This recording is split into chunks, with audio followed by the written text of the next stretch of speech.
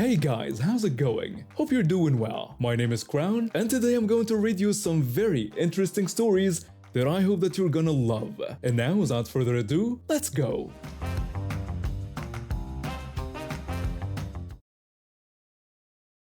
I've been married to my wife for about 8 years now, and we've always been pretty comfortable with who we are. We met in college during a rough time in my life. I just come out to my family, and let's just say it didn't go well.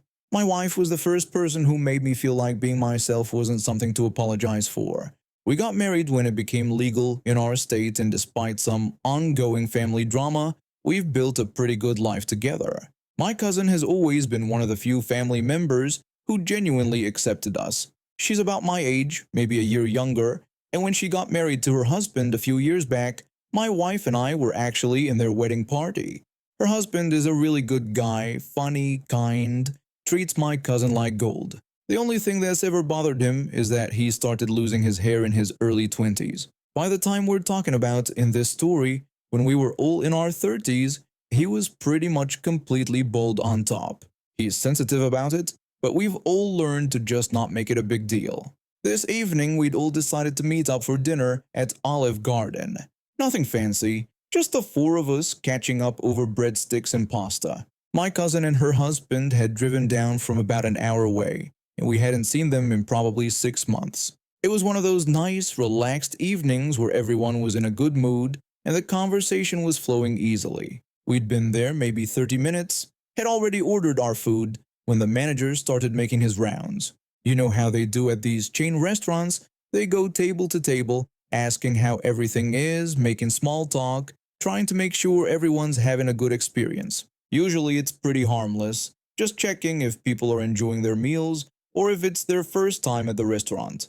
This manager looked like he was probably in his 40s, wearing the typical black button-down shirt and tie combination. He seemed friendly enough when he approached our table, smiling and asking if we were enjoying our meals. We all responded positively, telling him everything was great with the usual polite responses. Then he looked around our table, and I could see him trying to figure out the dynamics. My wife and I were sitting next to each other on one side of the booth, my cousin and her husband on the other side. To be fair, we probably didn't look like the most conventional group. My wife and I don't exactly scream traditional couple to people who aren't paying attention. And with her husband's bald head, I guess the manager made some assumptions about age differences. The manager looked directly at my cousin and asked if her dad was treating us ladies to a nice dinner tonight. He was clearly assuming her husband was her father. The table went completely quiet for a second. My cousin went red, and her husband just looked down at his plate. I could see how embarrassed he was, and honestly, I was pretty annoyed. I mean, yes, he's bald, but he doesn't look that much older than the rest of us. Without really thinking about it, I decided to mess with this guy a little bit. I told him that, no, he wasn't her dad, but rather he was our pimp. The silence that followed was absolutely golden. The manager went through about 5 different expressions in the span of 2 seconds. Confusion, shock, horror, and then this panicked look like he was trying to figure out if I was serious. His mouth was opening and closing like a fish out of water. The manager started stuttering, saying he was sorry and that he didn't mean anything by his comment. He looked completely flustered and confused. My cousin caught on immediately and started playing along. She told him that, yeah, business had been really good lately, and we figured we deserved a nice dinner out. My wife jumped right in too. She mentioned that the breadsticks here were his favorite, and we always brought him here when we hit our monthly quotas. Her husband finally looked up from his plate, and I could see he was trying not to laugh. The manager was now completely red and looked like he wanted to disappear into the floor. The manager kept apologizing, saying he should never have assumed anything. He said he would get our meals comped and started backing away from the table while he was talking, clearly desperate to escape the situation. When he was out of earshot, we all burst into laughter. Her husband was laughing so hard, he was crying. Her husband said he couldn't believe I had just said that and asked if we saw the manager. My cousin commented that she thought he was going to pass out right there. My wife said the way he started stuttering made her almost feel bad for him. I told her that almost was the key word there. We spent the rest of the dinner cracking jokes about it. Her husband seemed genuinely relieved that we'd turned what could have been an embarrassing moment into something hilarious instead. Every time our actual server came by, we had to suppress our giggles, especially when she mentioned that the manager had told her to take extra good care of our table. About 20 minutes later, the manager reappeared, this time with what was clearly a more senior staff member. This older guy in a suit approached our table very cautiously. The senior manager told us he wanted to personally apologize for any misunderstanding earlier. He said our entire meal tonight was on them and they'd love to invite us back. He handed over 4 $50 gift cards while avoiding eye contact with all of us. We thanked them politely and told them that no harm was done. We understood it was just a mistake. After they walked away, my cousin's husband shook his head in amazement. He said he went from being embarrassed about looking old to getting $200 in free food. He told me that might be the best comeback he'd ever witnessed. The original manager avoided our table for the rest of the evening, though we did catch him looking over nervously a few times. When we finally left, we made sure to thank our server and told her to let management know we'd definitely be back. Walking out to the parking lot, we were all still chuckling about it. My wife grabbed my hand and squeezed it. She told me that what I did was brilliant, completely inappropriate, but brilliant. I told her that sometimes inappropriate is exactly what's called for. We still laugh about it whenever we go out to dinner together. My friend started working at the same store as me about 6 months ago. We knew each other since high school, so when she needed a job, I put in a good word for her with my manager. The thing about retail is that your schedule becomes everything. You plan your entire life around those shifts, especially when you're trying to maintain a long-distance relationship like I am. My boyfriend lives about 4 hours away, so any time we get to spend together requires serious planning and coordination. I had been looking forward to this particular weekend for weeks. My boyfriend and I had made plans to drive to my hometown to visit my family. My parents had been asking when they'd get to see him again, and with both our schedules being so crazy, finding a weekend that worked for everyone was like solving a puzzle. I had requested that Friday off so we could leave early and avoid the worst of the traffic. Everything was set. I had packed my bag, my boyfriend had arranged to leave work early, and my mom was already planning what she was going to cook for dinner. Then my phone rang. My friend called me up and asked if I was busy. I told her I was just finishing up some homework and asked what was going on. She started telling me about this guy she'd been talking to from her psychology class. I remembered her mentioning him before, so I asked what was happening with him. She got all excited and told me he had just invited her to some desert party that weekend. She described it as this amazing event, with a whole group of people camping and having bonfires. It sounded fun, but I could already sense where this conversation was heading, and my stomach started to sink. I asked her when this party was happening. She admitted it was super last minute, starting Friday night. She said she really wanted to go because she thought this guy might actually be interested in her. She asked if I could cover her shift for her. She mentioned that she knew I usually had Fridays off, so she figured it wouldn't be a big deal for me. I felt my chest tighten. I told her I couldn't cover for her because I had plans that weekend. I explained that my boyfriend and I were driving to see my family and we were planning to leave Friday morning. She tried to convince me to just push my plans back a day, saying it was just one shift. I explained that I really couldn't do that. I told her we'd had these plans for weeks and my family was expecting us.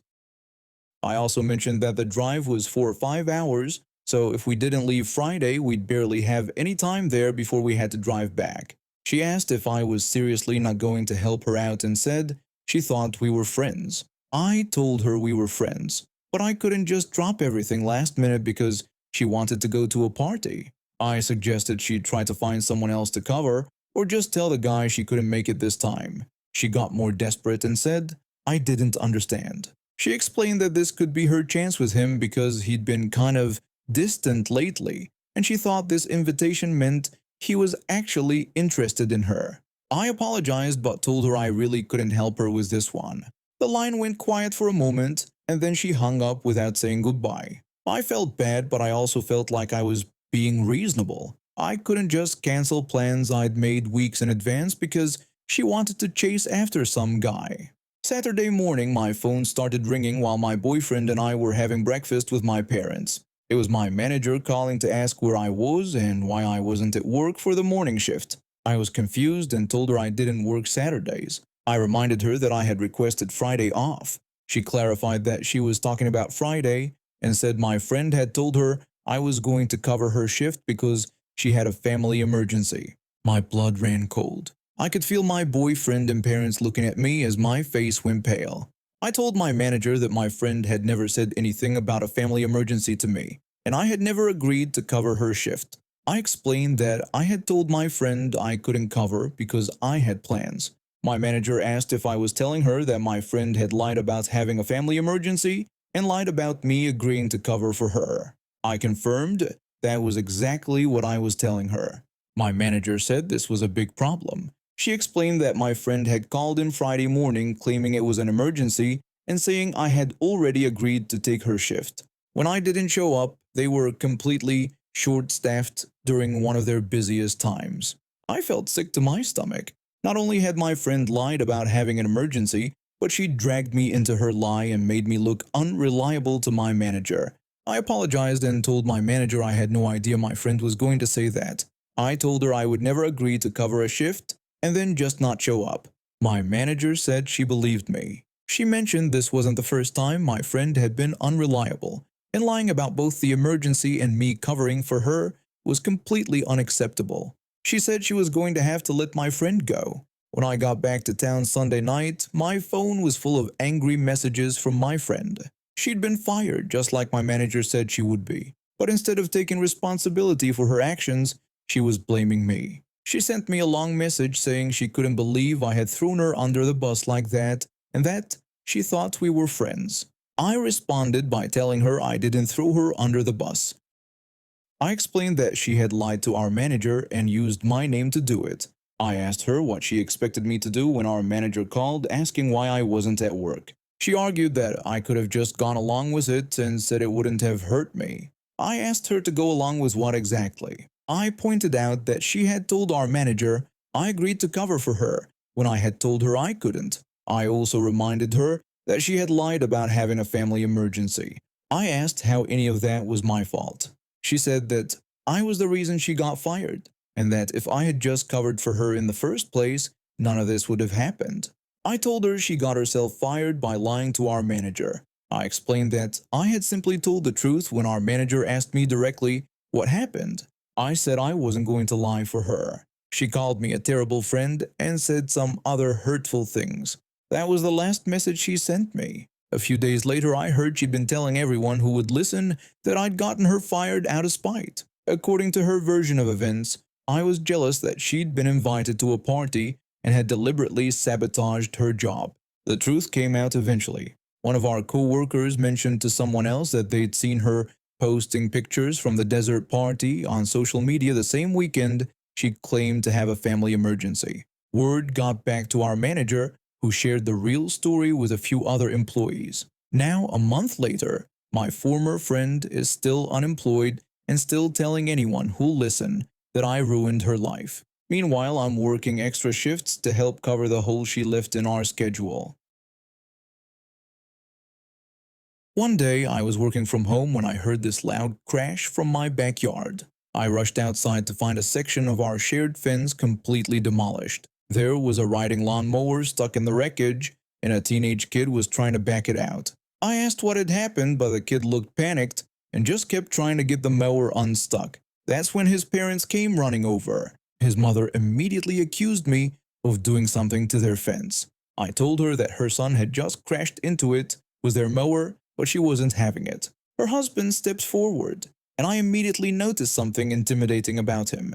He was a big guy with that authoritative stance that screamed law enforcement. He told me to watch my tone when talking to his wife and claimed that his son said the fence was already damaged and collapsed when he got near it. I said that wasn't what happened and that I had seen the crash myself. The woman then asked if I was calling her son a liar and insisted that the fence had been falling apart for months. She said I should have maintained my side better. I was confused because the fence had been perfectly fine. I'd even checked it when I first moved in since I was planning to get a dog eventually.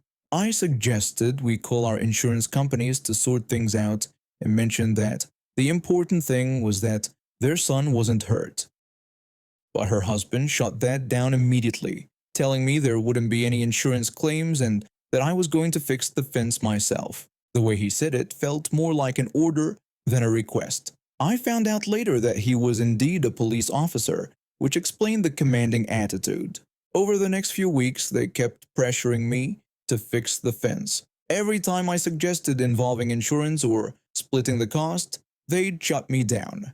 Karen would come over almost daily complaining about how the broken fence was bringing down property values and attracting pests. I finally decided to get quotes for the repair myself, thinking it might be easier to just handle it and move on.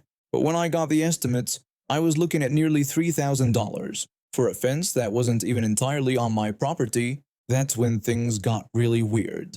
I came home from work one day to find an official-looking notice taped to my front door. It claimed that my neighbors had filed a lien against my house for failure to maintain shared property structures and refusal to compensate for damages caused by negligent upkeep. They were actually trying to put a legal claim on my house over a fence their kid had destroyed.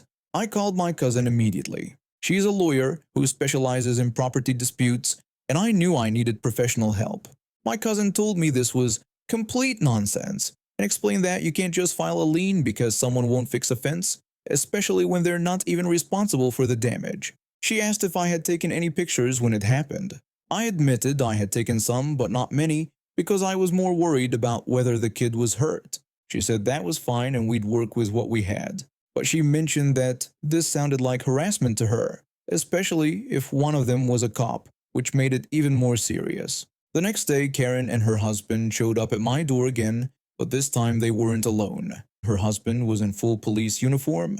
The woman announced they were there to discuss my compliance with the lien notice. I told them I wouldn't discuss anything without my lawyer present. Her husband called me son and said this could go easy or hard. He claimed they were being reasonable and that I could fix the fence and they'd drop the lien, or things could get complicated for me. The way he emphasized complicated while in uniform felt like a threat. I was starting to understand how they thought this would play out.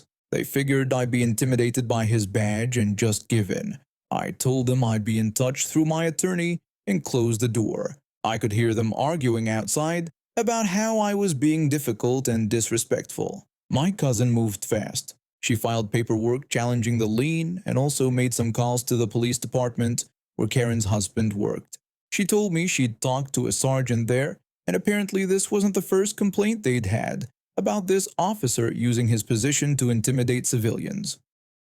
Internal Affairs was very interested in this case. A week later, my cousin had gathered enough evidence to really turn the tables. She'd found out that the lien filing was completely fraudulent. They'd falsified some of the paperwork and forged a contractor's signature claiming I'd refused to pay for agreed-upon work. But the real bombshell came when my cousin reviewed the body cam footage from other officers who'd responded to noise complaints in our neighborhood. It turned out Karen's husband had been filing false reports about me for weeks, claiming I was disturbing the peace and being uncooperative with legitimate law enforcement requests. The confrontation came when they showed up at my door one more time, this time with what looked like an eviction notice. Karen announced that I had 48 hours to vacate the premises until the lien issue was resolved, and I'd paid for fence repairs. I told her that wasn't how liens work and she knew it.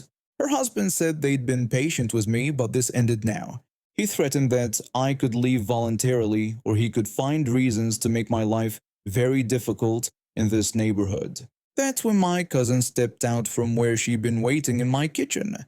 She said she hoped he got that threat on record because she certainly did. Karen's face went white and her husband immediately tried to backtrack. He claimed there was no threat and they were just trying to resolve a property dispute. My cousin asked if that included filing fraudulent liens, forging documents, and using police resources to harass a private citizen. She said she had copies of everything they'd filed and also had very interesting body cam footage showing he'd been abusing his position for weeks. She handed them both official papers and explained they were being sued for harassment, filing false reports, and document fraud. She also mentioned that Internal Affairs had opened a full investigation into his conduct. Karen started yelling about how we could improve anything and how they were just trying to protect their property values. But her husband had gone completely silent. He knew exactly how serious this was. The resolution came faster than I expected. Within 2 weeks, they dropped all their claims and actually paid for the fence repair themselves. Karen's husband was suspended pending investigation, and word around the neighborhood was that he was likely going to be terminated. A month later, I was working in my yard when I saw a moving truck pull up to their house. Karen came over one last time, but she looked completely defeated. She told me they were moving and asked if I was satisfied. I said I was just glad this was over. Karen said I had ruined their lives over a stupid fence. I replied that no, they had tried to steal my house over a fence their son broke, and there was a difference. When I watched them load their belongings, I felt really good. They'd tried to bully me into submission, using intimidation tactics and abusing police authority. Instead, they'd lost everything: his job, their reputation in the neighborhood, and apparently their house too. My co-workers joke that I should have been a lawyer instead of ending up in data analysis, but I like having all my ducks in a row. It saved me more than once. 2 weeks ago, the company sent out an email I couldn't ignore. The subject line was all caps, which our company almost never does. Use it or lose it.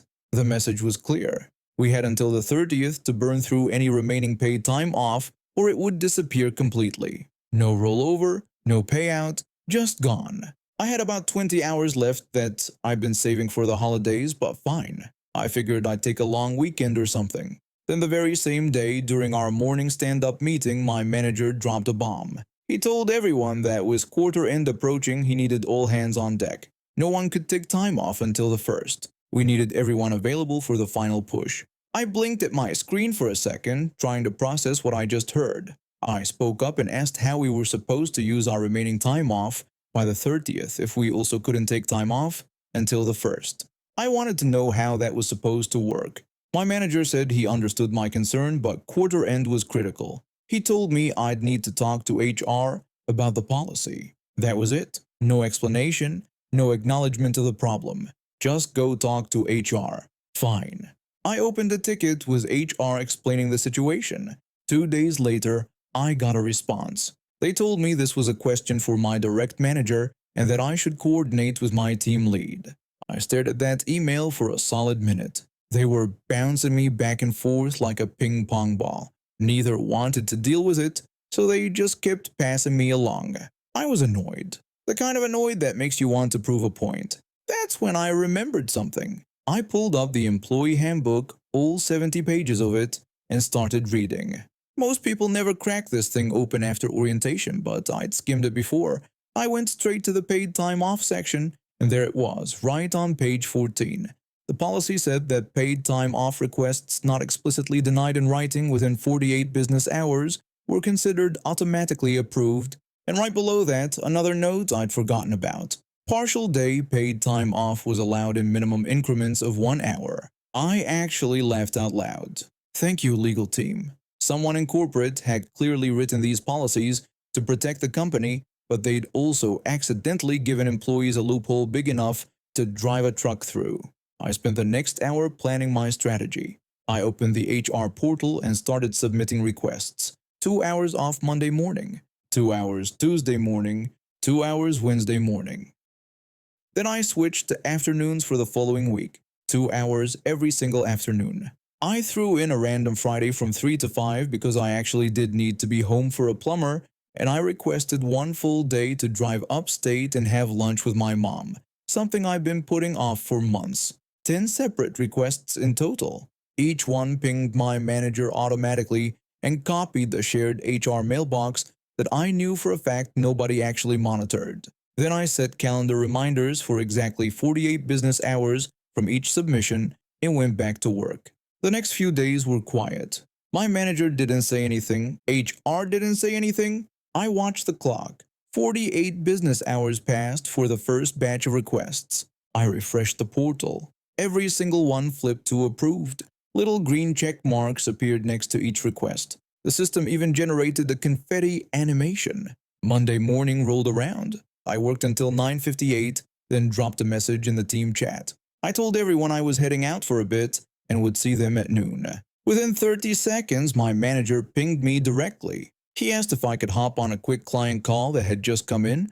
I told him I couldn't because I was on approved time off. I sent him the policy from the handbook and a screenshot from the portal showing my approved request with the green check mark and timestamp.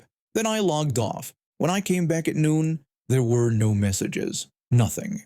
I checked Slack and saw he'd been active, but he hadn't replied to me at all. Just 3 dots like he'd started typing something and then gave up. By Wednesday, everything started falling apart for management.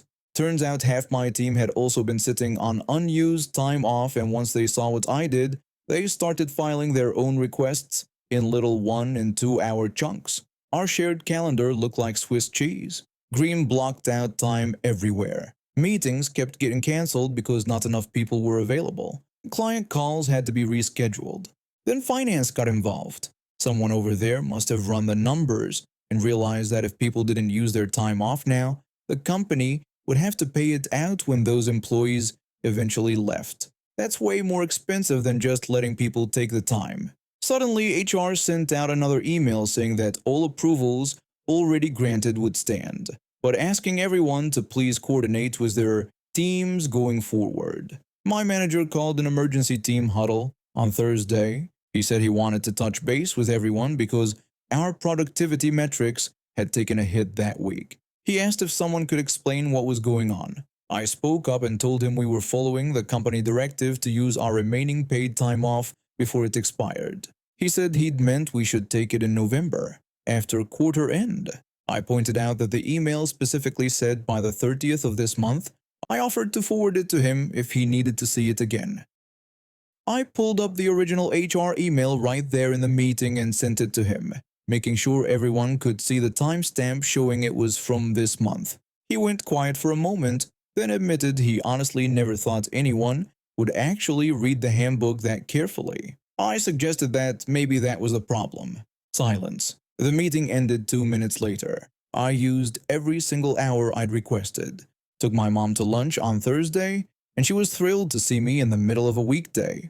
My plumber showed up at 3:40 on Friday and fixed the kitchen sink that had been driving me crazy for 2 months. I sat there drinking tea while he worked, completely stress-free, getting paid the whole time. The following Monday, a new policy appeared in our inboxes. During quarter end, all paid time off must be requested in full day increments minimum, and managers are now required to respond to requests within 24 hours in writing.